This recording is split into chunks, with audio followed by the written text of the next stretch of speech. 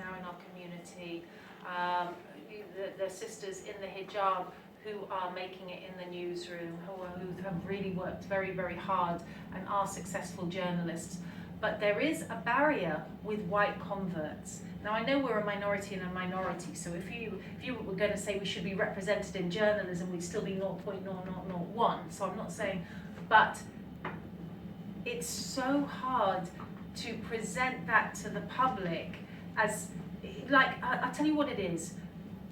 When you're not Muslim, if somebody's brown and Muslim, it's okay, because they can do their weird stuff. And it's all right, and we'll accept it because we're diverse, aware. But if somebody's from the culture here and chooses to go to believe in Allah, that's too much. Are there any more questions from the floor? Yeah. Is it too much from the media or the community? I think it's too much for the media to discuss in 250 words, which is the space that you have, because again, we don't do God, and I think that's a mistake. I think there is, all around the world, people are. I was speaking to somebody, actually it was Ash yesterday, who's on the who does the show on Talk Radio with James Whale, and he said, do you know what, amongst the Jewish community, the youth are coming back to their faith. I said, mashallah, it's really good. So there is an awakening. The worse things get, the more people are looking towards faith for answers, revisiting and hopefully finding their faith. And one of the misconceptions is that Muslims only want people to be Muslim. No, we want you to have your faith. Just sincerely believe in it with ethics. Sorry, was there another question? Do keep sending us your questions in online, please. You were going to wanted to raise the issue of sectarianism. You mentioned it very briefly in your book. I just wonder, I know it's a kind of a very painful experience for you, but do you think maybe it's getting better now? We're sort of at a post-traumatic moment in terms of I think I want to speak about this from the viewpoint of someone who put their head to the ground and said there is no God but God, and cried thank you and I'm sorry at the age of 43, and then came to the realization that all of this is made by a beautiful, benign creator, and we're all one family from the same mother and father, and that we're definitely one ummah, and how beautiful that is. And then for people to say, so are you Shia? Now that can be if they're not Shia or if they are, but not to ask, are you Muslim? Not to say, how is your Islam? Not to say, how are you liking Islam? Or, what's your experience of Islam? Or what are you looking for in the faith? But are you Shia or Sunni? That really, really, I could cry about that.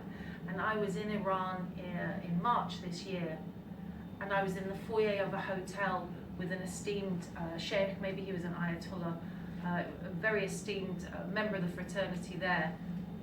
And he was saying, you should be Shia, you should be this, and I just made a dua and I said, please, Allah, let us stop this. Let the brothers stop this. Because we're killing each other. Because we're killing each other for nothing. It's wrong.